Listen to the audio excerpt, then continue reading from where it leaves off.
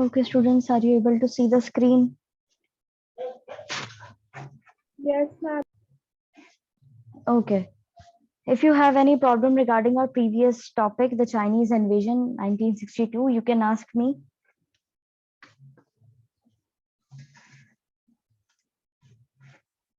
No, ma'am. Okay, तो हमने ये वाला टॉपिक कंप्लीट किया था लास्ट क्लास में. इसके कुछ पोर्शंस बचे हैं अभी भी, वो कंप्लीट करते हैं. चाइनीज इन्वेजन के बारे में हमने पढ़ा था कि किस तरीके से चाइना ने तिब्बत के ऊपर 1950 के अंदर कोशिश करी थी उस पर कब्जा करने की, और काफी हिस्सा उसने कब्जा कर भी लिया था. और फिर इनके जो स्पिरिचुअल लीडर थे उन्होंने किस तरीके से इंडिया से शरण मांगी थी, हेल्प मांगी थी, और उसी की वजह से इंडिया और चाइना के अंदर रिलेशन जो है वो थोड़े खराब हो गए थे. और फिर उस हिसाब से चाइना ने जो है बोला था कि यहाँ की जो बाउंड्रीज है वो वापस से देखनी पड़ेंगी. एज इन की यहाँ पे ये लोग बोल रहे थे, यहाँ पे ये लोग बेसिकली बोल रहे थे कि हम जो ब्रिटिशर्स थे उन्होंने जो कॉलोनाइजेशन किया था उसको ये मान नहीं रहे थे, और इंडिया बोल रहा था कि अब ये पुरानी बात हो गई है, अब वो ही चीज जो है उसको एक्सेप्ट कर रखा है सबने. तो इसलिए इन्होंने इंडिया के कुछ हिस्से को ये क्लेम कर रहे थे. कुछ तो लद्दाख रीजन का हिस्सा था और कुछ जो है अरुणाचल प्रदेश का था. उस वजह से इन्होंने घुसपैठ भी करी थी और फिर उसके बाद में इन्होंने अटैक भी किया था इंडिया के ऊपर, और फिर खुद से ये पीछे हट भी गए थे. Unilateral ceasefire as in उसको नाम दे करके कुछ हिस्सा उन्होंने इंडिया का उस समय में अपनी अंडर कर भी लिया था. ठीक है, तो ये सारी चीजें हमने कुछ बेसिक मैंने आपको रिकैप दे दिया है कि कुछ इस तरह की चीजें हमने यहाँ पे पढ़ी थी. ठीक है, क्लियर है? Yes, ma'am. ओके, अब आगे बढ़ते हैं. The sino Indian conflict affected the opposition as well. अब ये जो साइनो इंडियन कॉन्फ्लिक्ट हुआ था इससे अपोजिशन में भी काफी नुकसान मतलब असर पड़ा था. This and the growing rift between China and the Soviet Union created irreconcilable differences within the Communist Party of India (CPI). अब ये जो एक तरीके से वाद विवाद चल रहा था चाइना और सोवियत यूनियन के बीच में, इससे यहाँ की जो कम्युनिस्ट पार्टी थी उसके अंदर भी काफी ज्यादा डिफरेंस आ गए थे. The pro-USSR faction remained within the CPI and moved towards closer ties with the Congress. अब जो कम्युनिस्ट पार्टी थी उसके अंदर भी दो हिस्से हो गए थे. ठीक है, तो जो यूएसएसआर फैक्शन जो था, जो उस गुट को सपोर्ट कर रहा था, ठीक है, वो अलग हो गया था एक तरीके से, और वो कांग्रेस की तरफ ज्यादा इन्वॉल्व हो गए थे. The other faction was for some time closer to China and was against any ties with the Congress. और जो दूसरा फैक्शन था, जो दूसरा गुट था, वो बेसिकली कांग्रेस के फेवर में नहीं था और वो चाइना की तरफ ज्यादा था. रहे इंडिया में रहे हैं, पार्टी इंडिया की है, लेकिन कम्युनिस्ट पार्टी थी. और आप जैसा कि आपने पढ़ा है चाइना भी जो है वहां पे भी कम्युनिस्ट पार्टी थी. तो ये लोग बेसिकली इंडिया में रह करके भी दो गुट बन गए थे. जो एक गुट था वो कांग्रेस को सपोर्ट कर रहा था, यूएसएसआर को सपोर्ट करती थी कांग्रेस क्योंकि इसलिए, और दूसरा जो फैक्शन था, दूसरा जो गुट था, वो बेसिकली चाइना को सपोर्ट कर रहा था. तो इंडिया के अंदर खुद में भी एक पार्टी ऐसी रही है जिसमें काफी ज्यादा डिफरेंसेस आ गए थे उस समय में. The party split in 1964. अब ये पार्टी जो है इसके दो टुकड़े हो जाते हैं 1964 के अंदर. And the leaders of latter faction form the Communist Party of India Marxist CPIM. अब बाद में जब इस पार्टी के टुकड़े हो जाते हैं तो लीडर्स जो है उन्होंने एक फैक्शन जो है इसको नाम दिया, एक जो गुट था उनको, कम्युनिस्ट पार्टी ऑफ इंडिया यानी मार्क्सिस्ट CPIM. ये मार्क्सिस्ट और लेनिस्ट वाली जो चीज है ये आपका होमवर्क है क्योंकि ये पहले भी कई बार हम पढ़ चुके हैं. 11th क्लास के अंदर भी ये चीज आई थी तो आपको एक्सप्लेन की गई थी, और 10th के अंदर भी आपने ये चीज पढ़ी है. तो ये आपका होमवर्क है कि मार्क्सिस्ट और लेनिस्ट जो है वो क्या था, और इंडिया के अंदर CPIM और CPI जो है उसका क्या रीजन रहा था. ठीक है, मैं भी आपको एक्सप्लेन कर रही हूँ लेकिन आपने खुद से भी अपने एफर्ट्स लगा के इस चीज को फाइंड आउट करना है, रिसर्च करनी है और समझना है. क्लियर है? Yes ma'am. ओके, तो यहाँ पर जो पार्टी टूटी, ठीक है, वो CPI थी वो पहले, और उसके बाद में उसका एक हिस्सा जो है वो मार्क्सिस्ट वाला हो गया CPIM. In the wake of China war many leaders of what became CPIM were arrested for being pro China. अब ये ध्यान दीजिए कि क्योंकि इंडिया और चाइना का वॉर हुआ था तो बेसिकली जो चाइना को सपोर्ट कर रहे थे या चाइना की नीतियों को सपोर्ट कर रहे थे वो जो हिस्सा था CPIM, कहलाता था वो, ठीक है, मार्क्सिस्ट वाला। उसके कई सारे लीडर्स जो थे उनको अरेस्ट किया गया था, क्योंकि चाइना से वॉर हो रहा है और अब इंडिया के लोग जो हैं वो खुद ही चाइना को सपोर्ट करेंगे, तो ऑब्वियसली बात है ये अपने आप में बहुत ही वियर्ड है, बिजार है। तो प्रो चाइना वाली चीज जो चल रही थी उसकी वजह से यहाँ इस पार्टी के काफी सारे लीडर्स को अरेस्ट किया गया था। ठीक है, क्लियर है? इस पैराग्राफ में अगर आपको कोई दिक्कत आई है तो आप लोग पूछ सकते हैं। No, ma'am. Okay. No, ma'am. The war with China alerted the Indian leadership to the volatile situation in the northeast region। अब ये जो चाइना से लड़ाई हुई थी उससे नॉर्थ ईस्ट रीजन की जो सिचुएशन थी, जो वैसे ही बहुत सेंसिटिव थी, वहां की जो लीडरशिप थी वो काफी अलर्ट हो गई। Apart from being isolated and extremely अंडरडेवलप्ड, this region also presented India with the challenge of national integration and political unity। अब जैसे कि आपने आज के समय में भी देखा होगा कि जो नॉर्थ ईस्ट रीजन है, जो बेसिकली हमारे ईस्ट का एरिया है, नॉर्थ ईस्ट एरिया जो है वो आज भी अंडर डेवलप्ड की कैटेगरी में आता है। ठीक है, और साथ साथ वहां पर यूनिटी वाली जो चीज है, पॉलिटिकल यूनिटी तो चलो और अलग चीज हो जाती है, जो बेसिक यूनिटी जो है वो भी अपने आप में थोड़ी सी आपको वहां पर डिफरेंट दिखेगी। ठीक है, और यहाँ पे सबसे पहली चीज, एक तो चाइना से लड़ाई हो रही है, ठीक है, चाइना ने कोशिश करी उस एरिया को अपने अंडर लेने की, ये बोलते हुए कि हम ब्रिटिश कॉलोनाइजेशन को नहीं मानते हैं, और कुछ हिस्सा उन्होंने अपने अंडर कर भी लिया। पीछे हट गए वो बात अलग है, लेकिन कुछ हिस्सा उनके पास में है। और उसके बाद में यहाँ पे ये जो बचा कुचा एरिया है वो बहुत ज्यादा वोलेटाइल है, बहुत ज्यादा सेंसिटिव है। वहां पर वो अंडर डेवलप्ड भी है, आइसोलेटेड, यानी कि एज की बिल्कुल ही अलग थलग पड़ा हुआ है वो एरिया। अब वो वहां पे क्या चैलेंजेस आ रहे हैं, वहां पे ये चीज देखी जाती है कि जो नेशनल इंटीग्रेशन वाला चैलेंज था, जो आजादी के बाद की सबसे बेसिक इंपॉर्टेंट चीज थी कि कैसे पूरी नेशन को एक सार करना है, पॉलिटिकली यूनाइट करना है, वो अपने आप में बहुत ज्यादा एक्सट्रीम हो चुका था वहां पे। The process of its reorganization began soon after the China War। अब इसको दोबारा से रीऑर्गेनाइज करने वाली जो चीज थी वो प्रोसेस शुरू हो गया था एकदम, कब? जब चाइना वॉर हुआ था उसके बाद। Nagaland was granted statehood। Manipur and Tripura, though union territories, were given the right to elect their own legislative assembly। Nagaland जो है उसको स्टेटहुड दिया गया, एज इन की उसको स्टेट माना गया। मणिपुर और त्रिपुरा जो है वो भले यूनियन टेरिटरीज थे, लेकिन फिर भी उनको अपने खुद से लेजिस्लेटिव असेंबलीज चुनने का हक दिया गया।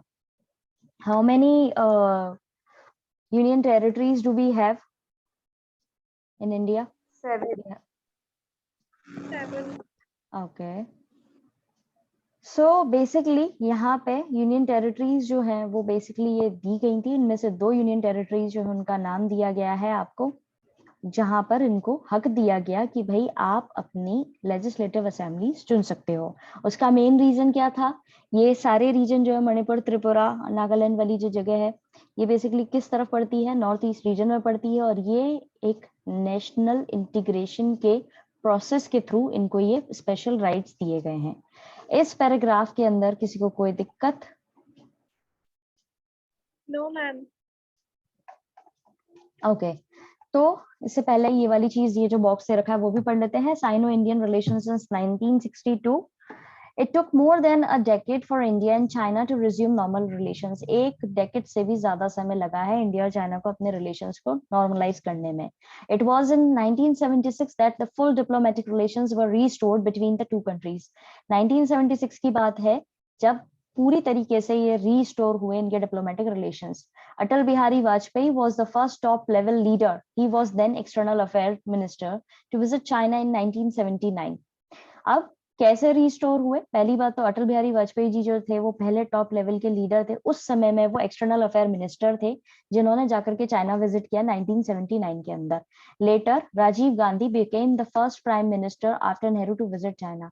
इसके बाद, इससे पहले जो प्राइम मिनिस्टर रहे हैं पंडित जवाहरलाल नेहरू, वो गए थे चाइना विजिट करने, और उनके बाद में जो पहले प्राइम मिनिस्टर बने थे, सॉरी, जो उनके बाद में प्राइम मिनिस्टर बने थे इंदिरा गांधी के बाद में राजीव गांधी, वो भी चाइना जाके उन्होंने विजिट किया है।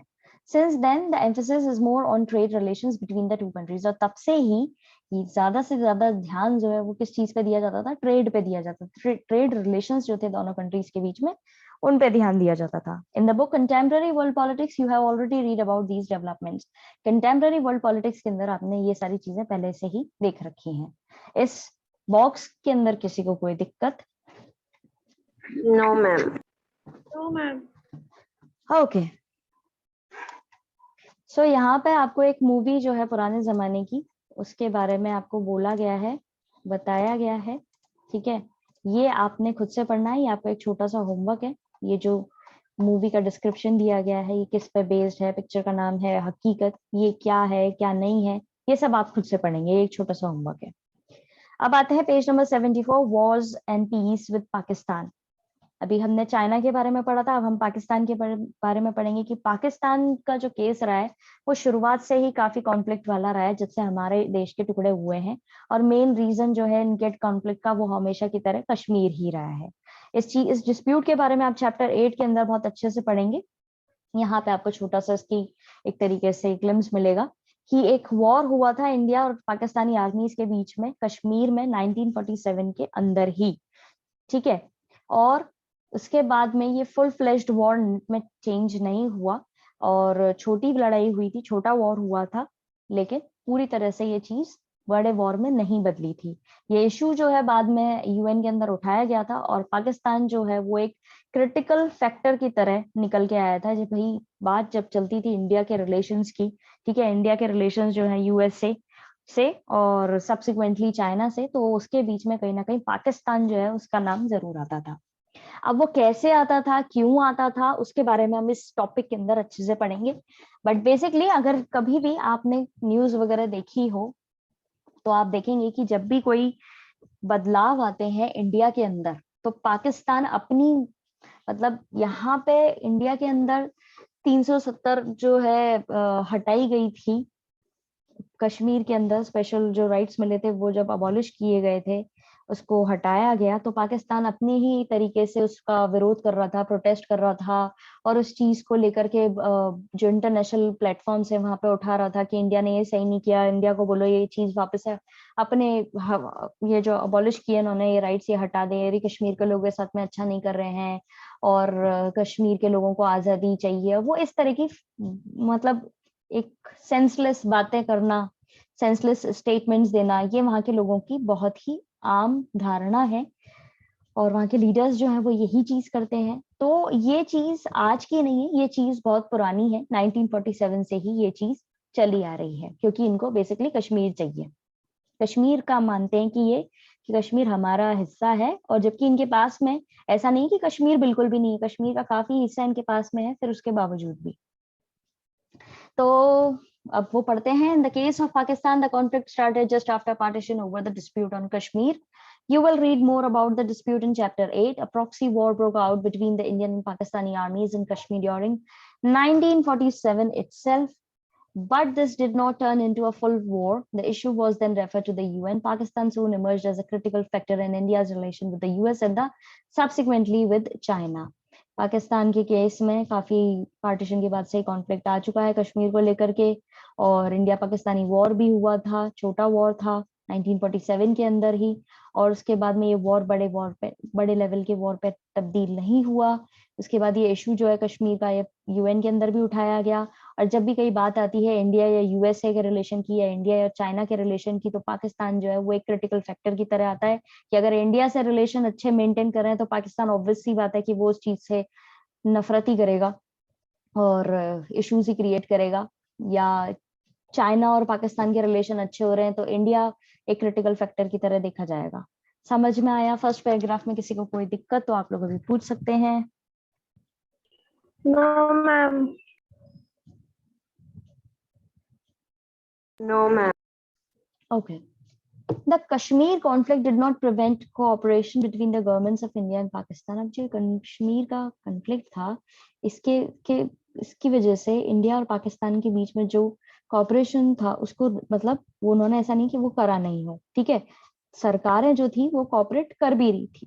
Both the governments worked together to restore the women abducted during partition to their original families. दोनों ही सरकारों ने काम किया कि जिन भी पार्टीशन के दौरान जिन भी विमेन के साथ में बुरा हुआ था या उनको जबरदस्ती अगवा कर लिया गया था, उनको उनके ओरिजिनल फैमिलीज तक पहुंचाया गया। A long-term dispute about the sharing of river waters was resolved through mediation by the world bank, एक लंबे समय से जो चली आ रही थी कि भाई कौन सी रिवर का जो पानी है वो शेयर किया जाएगा या कौन सी जो है वो नहीं करेंगे, या क्या भी जो भी इनका कॉन्फ्लिक्ट था उसको भी रिजॉल्व किया वर्ल्ड बैंक ने।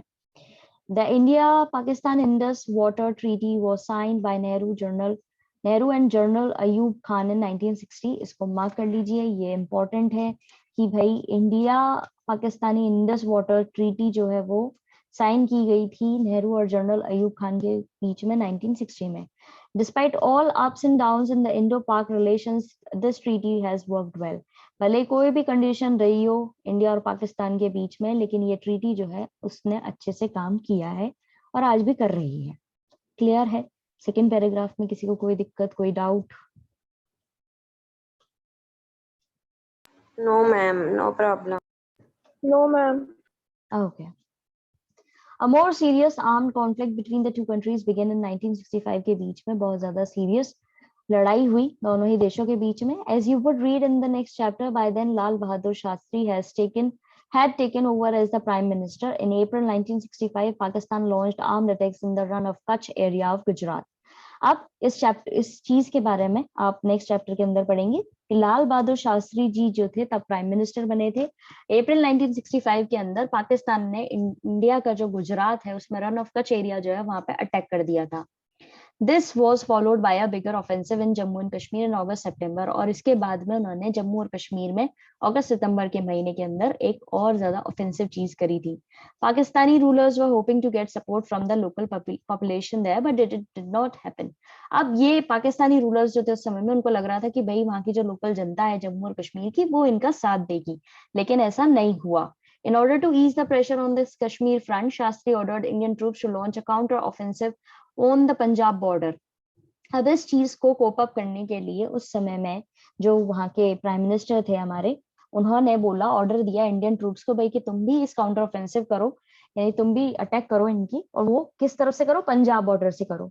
इन a fierce battle the Indian army reach close to Lahore, और उस समय जो ये लड़ाई हुई, जो वॉर हुआ, उसमें इंडियन आर्मी लाहौर तक पहुंच गई थी, उसके काफी पास तक पहुंच गई थी। तो इंडियन आर्मी एज यूजुअल हमेशा की तरह इन पर हावी रही है और आगे भी रहेगी, और उस समय भी वो हावी ही थी। ठीक है, सेकेंड पैराग्राफ में किसी को कोई दिक्कत? No, ma'am. Okay, the hostilities came to an end with the UN intervention. अब ये जो इनके बीच में लड़ाई चल रही थी ये कब खत्म हुई? जब यूएन ने अपना इंटरफेयर किया इस मैटर में। Later, Indian Prime Minister Lal Bahadur Shastri and Pakistani General Ayub Khan signed the Tashkent Agreement, brokered by the Soviet Union in January 1966. इस चीज को मार्क कर लीजिए, ये इम्पोर्टेंट है कि ये चीज किसने सॉर्ट आउट करी? ये सॉर्ट आउट करा यूएन ने, इंटरफेयर किया तब, और फिर इनके बीच में एक ट्रीटी साइन हुई थी, ताशकेंट अग्रीमेंट बोला जाता है, जो सोवियत यूनियन ने जिसमें अपना बहुत इंपॉर्टेंट रोल प्ले किया 1966 के अंदर, जनवरी 1966 के अंदर। Though India could inflict considerable military loss on Pakistan, the 1960 war added to India's already difficult economic situation. भले इंडिया की जो आर्मी थी उसकी वजह से पाकिस्तान की आर्मी को काफी ज्यादा लॉस उठाना पड़ा था, और कंसिडरेबल अमाउंट में इनको काफी लॉस उठाना पड़ा था, अच्छे अमाउंट में, लेकिन फिर भी 1965 का जो ये वॉर हुआ उसके बाद इंडिया की इकोनॉमी जो है वो काफी ज्यादा डिस्टर्ब हो गई थी, काफी ज्यादा दिक्कतें इनको झेलनी पड़ रही थी। समझ में आया? इस पैराग्राफ में आपको कोई दिक्कत तो पूछ सकते हैं आप लोग। No, ma'am. No. Okay. No, Then ma'am. No problem. there is okay. Then there is Bangladesh War 1971. शुरुआत में ही 1970 के पाकिस्तान जो है उसके अंदर काफी इंटरनल क्राइसिस चल रहे थे। जो कंट्री के पहले जनरल इलेक्शन हुए थे उसके अंदर काफी ज्यादा दिक्कतें आई थी। जुल्फिकर अली भुट्टो की पार्टी जो थी वो विनर बन के आई थी वेस्ट पाकिस्तान के अंदर, और आवामी लीग जो है शेख मुजीब और रहमान की, वो ईस्ट पाकिस्तान के अंदर आई थी। यानी जैसे कि हमने देखा था कि पाकिस्तान के अंदर पाकिस्तान भी दो थे, तो अलग अलग जो हिस्सा था उसमें अलग अलग हिस्सों के अंदर अब इनके इंटरनल क्राइसिस ऐसे थे कि पाकिस्तान का ईस्ट और पाकिस्तान का ही जो वेस्ट है वहां पे अलग अलग पार्टीज जो है सर्वाइव कर रही थी, जीत रही थी, तो उसकी वजह से इनके यहाँ काफी दिक्कतें भी आई थी। अब बंगाली पॉपुलेशन जो थी ईस्ट पाकिस्तान की वो वो प्रोटेस्ट कर रही थी कि उनको साथ में बहुत ही सेकंड क्लास सिटीजन की तरह बिहेव किया जा रहा है, वेस्ट पाकिस्तान के लोग जो है वो अच्छे तरीके से ट्रीट नहीं करते हैं और बहुत खराब व्यवहार करते हैं। तो इस वजह से काफी कॉन्फ्लिक्ट हुआ था। पाकिस्तानी रूलर्स जो थे वो इस चीज को एक्सेप्ट ही नहीं कर रहे थे, डेमोक्रेटिक वर्डिक्ट जो था वो उस चीज को एक्सेप्ट ही नहीं करना चाह रहे थे, और ना ही वो ये रेडी थे एक्सेप्ट करने के लिए कि आवामी लीग जो है वो डिमांड कर रही है फेडरेशन की, फेडरलिज्म जो चीज होती है उसकी। ठीक है। Beginning in the 1970, Pakistani faced its biggest internal crisis। 1970 की शुरुआत में ही पाकिस्तान जो है उसके बहुत ज्यादा क्राइसिस हुए। बांग्लादेश बना कैसे उसके बारे में आपको इस चीज में पता पड़ेगा। पहले जैसे कि मैंने आपको बताया था कि इस तरफ का जो पंजाब वाला हिस्सा था वो वेस्ट पाकिस्तान था और बंगाल वाला हिस्सा जो था वो ईस्ट पाकिस्तान था। तो उन्हीं के बारे में ये चीज देखी जा रही है। The country's first general election produced a split verdict। Zulfikar Ali भुट्टो's party emerged a winner in West Pakistan। जो इस तरफ का पाकिस्तान था वहां पे जुल्फिकर अली भुट्टो की पार्टी विनर के तौर पे निकल के आई थी। While the Awami League led by Sheikh Mujib ur Rahman swept through East Pakistan। और दूसरी तरफ जो बंगाल वाला अपना पाकिस्तान था, ईस्ट वाला, ठीक है, उसको ईस्ट पाकिस्तान बोलते हैं, वहां पर आवामी लीग जो किसके द्वारा चलाई जा रही थी, शेख मुजीब और रहमान के द्वारा, वो विनर के तौर पे थी। The Bengali population of East Pakistan had voted to protest against the years of being treated as a second class citizens by the ruler based in the West Pakistan। अब वेस्ट पाकिस्तान के जो leaders थे उनके खिलाफ में यहाँ पे Bengali population ने ईस्ट पाकिस्तान के अंदर वोट किया था कि भाई हमें तो ये आवामी शेख मुजीब और रहमान के द्वारा जो चलाई जा रही है उसको जिताना है, क्योंकि ये जुल्फिकर अली भुट्टो वाली पार्टी जो है ये हमारे साथ में सेकंड क्लास की तरह सिटीजन की तरह देखते हैं और हमारे साथ बुरा व्यवहार करते हैं। The Pakistani rulers were not willing to accept the democratic verdict। अब पाकिस्तानी रूलर्स जो थे वो बिल्कुल भी एक्सेप्ट करने के लिए तैयार नहीं थे डेमोक्रेटिक वर्डिक्ट को, डेमोक्रेसी को एक्सेप्ट करने के लिए रेडी नहीं थे। Nor were they ready to accept the Awami League demand for federation. और वो पूरी तरह से इस चीज को भी नहीं देखना चाह रहे थे कि भाई आवामी लीग जो डिमांड कर रही है फेडरेशन की, उसको भी वो लोग पूरी तरह से अनदेखी कर रहे थे। समझ में आया इस पैराग्राफ में किसी को कोई दिक्कत? No, ma'am. Okay, so that's it for today। आज हम इतना ही करेंगे। We are running out of time। Please conjure up your problems related to this topic and we'll discuss this. You discuss your problems in tomorrow's class. Okay? आप अपनी problems इकट्ठी कर लीजिए। Now I'm going to send you link for your next class। हाँ जी।